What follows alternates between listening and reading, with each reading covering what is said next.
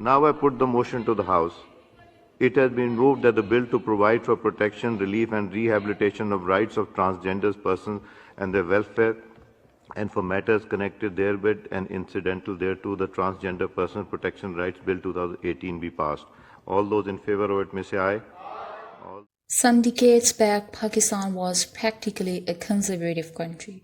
Most of the people in West has image of Pakistan looks like Sharmeen Obaid 2012 Saving Face documentary, in which it's shown choosing a partner in a Pakistan or having a boyfriend or loving someone is so difficult that you probably lost your life in this all. That documentary depists the image of conservative and naive society in which women are second-class citizens with no rights. But today's Pakistan is totally changed. Now when you can choose your sexuality, you can talk about rape, you can have boyfriend, you can get divorced easily, and you can dance in parties. Very open, very modern, very bold. Who colored this society like this way? Hello and welcome to my channel. I am Safa bint Tahir. Today's topic of discussion is highly controversial and a sensitive issue as well. But without being biased, I'll try to cover all aspects. And rest is on you. Let's begin. Pakistan was not always a conservative country. By this my mean is Pakistan was a normal society like any other society. But somehow the influence of religious factors, illiteracy, and Pakistan's participation in the Afghan war changed the environment. This created a rage between a good Muslim and a bad Muslim. No room left for grey. Either you're black or totally white, which is completely against the human nature. Religious schools versus modern schools created conservatives and moderns. Both deny each other's narratives. One's opinion is all about religion and others is all about modernity. This created a silent competition between the two factors of the society and also a silent hate for each other.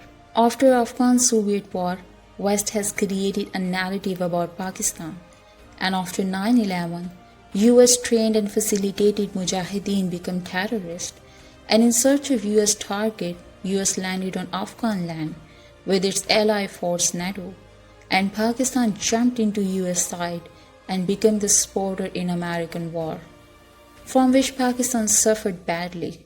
Drone attacks, bomb blast, high crime rate, less business investments in Pakistan, unemployment, and a silent hate for conservatives were the fruits of war. Supporting US means supporting their narrative in war and in journal as well. Those who opposed label as fundamentalist and extremist, which left no choice for people but to build a soft image with the cover of enlightened moderation. This term coined by a former Pakistani president Pervez Musharraf. It applies to practicing a moderate Islam as opposed to the interpretation of fundamentalist Islam. But really this is a solution of deep-rooted problems. The most dangerous poison which you can give to any society is build a narrative of your choice in their minds, and media is the great tool for this job. Media is the strongest tool for building and changing narratives. The most watched content on Pakistani households' televisions are dramas. There are very few films produced in Pakistan, but every channel produces dramas. A Pakistani newspaper, The Tribune, reported that within 10 days, nearly 500 divorce cases were filed in Lahore court. Media is a mass controlling tool. I would definitely make a complete video on this topic, but for now, keep one thing in mind. You definitely get an impact on your mind from whatever content you watch. Your fashion trends is the one example. If media portrays someone's image as beast, you will get the image as same. If it portrays someone's image as pious, you will perceive it as same. A common person cannot differentiate between right and wrong shown on media. Media has deliberately changed the meaning of freedom and liberation. Choosing your sex is among the top one. In Pakistan, it started with the cover of feminism. Words like equality, freedom, choice are the most common statements you heard often, and it's rooted from West. Western liberation is a model of liberation in Muslim world nowadays. But the point to be noted here is that West still has issues regarding feminism, women's rights, equal opportunity employment, workplace harassments, rape, marital violence, divorce settlement, and women's safety. Then why Muslim world has to copy or painted their faces with West color? I have termed it media colonialism. When media shows a person with shalwar kameez, prayer cap on head, and a beard on face, they associated this with terrorism, and this creates a defensive approach in Muslims to prove that they are not terrorists. Where freedom and choice does lies then?